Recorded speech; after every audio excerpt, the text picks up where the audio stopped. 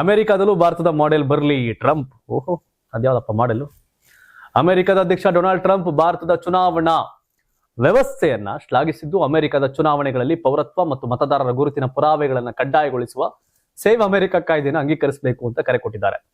Truth social ಮೀಡಿಯಾದಲ್ಲಿ post ನಲ್ಲಿ Trump ಭಾರತದ ಮುಖ್ಯ ಚುನಾವಣಾ ಆಯುಕ್ತ ಜ್ಞಾನೇಶ್ ಕುಮಾರ್ ಅವರ ಇತ್ತೀಚಿನ ಸಂಭಾಷಣೆಯನ್ನ ಉಲ್ಲೇಖಿಸಿದ್ದಾರೆ.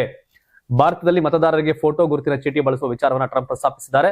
ಮಾನ್ಯವಾದ ಫೋಟೋ ಐಡಿ ಇಲ್ಲದೆ ನೀವು ಅಮೆರಿಕದಲ್ಲಿ ಚುನಾವಣೆಗಳನ್ನ ನಡೆಸಲು ಹೇಗೆ ಸಾಧ್ಯ ಎಂದು ನಮ್ಮ ಆಡಳಿತವನ್ನ ಭಾರತದ ಮುಖ್ಯ ಚುನಾವಣಾ ಆಯುಕ್ತ ಜ್ಞಾನೇಶ್ ಕುಮಾರ್ ಕೇಳಿದ್ದಾರೆಂದು ಟ್ರಂಪ್ ತಿಳಿಸಿದ್ದಾರೆ. ಕಳೆದ ಸಾರ್ವತ್ರಿಕ ಚುನಾವಣೆಯನ್ನು ಉಲ್ಲೇಖಿಸಿದ ಟ್ರಂಪ್, ಭಾರತದ ಕಳೆದ ಚುನಾವಣೆಯಲ್ಲಿ 64,60,00,000 ಮತದಾರರಿದ್ದರು. 1% ಕಡಿಮೆ ಜನರು ಮೇಲ್ ಮೂಲಕ ಮತ ಚಲಾಯಿಸಿದ್ದಾರೆ. ಅಲ್ಲಿ ಪ್ರತಿಯೊಬ್ಬ ಮತದಾರರು ಮಾನ್ಯ ಫೋಟೋ ಗುರುತಿನ ದಾಖಲೆಗಳನ್ನು ಹೊಂದಿರಲೇಬೇಕು ಅಂತ ಹೇಳಿದ್ದಾರೆ. ನಾವು ಈಗಾಗಲೇ ದಿ ಸೇವ್ ಅಮೆರಿಕಾ ಆಕ್ಟ್ ಅನ್ನು ಅಂಗೀಕರಿಸಬೇಕಾಗಿದೆ ಅಂತ ಟ್ರಂಪ್ ತಿಳಿಸಿದ್ದಾರೆ.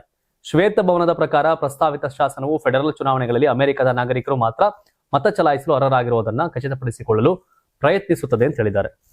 ನಮ್ಮೇನು ಒಗ್ಲಿರೋದಲ್ಲ, ಅಮೆರಿಕಾಗ ವಲಸೆ ಹೋದವರೆಲ್ಲ ಓಟ್ ಹಾಕೊಂಡು ಇವ್ರು ಗುಮ್ತಾವ್ರೆ, ಆ ಓಟ್ ಕಿತ್ತಾಕಿದ್ದು ಬೆಸ್ಟ್ ಅನ್ನೋ ರೀತಿ ಹೇಳೋರೆ.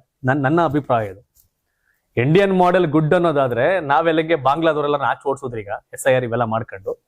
ಆ ಟೈಪ್ ಅಲ್ಲೂ ಯಾರು ವಲಸಿಗರವರಲ್ಲ, ಅವರೆಲ್ಲ ಬಂದು ನಮ್ಗೀಗ ಭಾರತೀಯರು ಇಂಪ್ಯಾಕ್ಟ್ ಮಾಡ್ತಾರೆ, ಓಟ್ ಹಾಕೊಂಡು ನಮ್ಮನ್ನ ಇದು ಮಾಡ್ತಾರೆ ಅನ್ನೋ ಇವೆಲ್ಲ ಕಾರಣಗಳು ಇಟ್ಕೊಂಡು ಮೂಲ ಅಮೆರಿಕನರಿಗೆ ಮತದಾನದ ಹಕ್ಕನ್ನ ಕೊಡುವಂತ ಸ್ಕೀಮ್ ಇದು.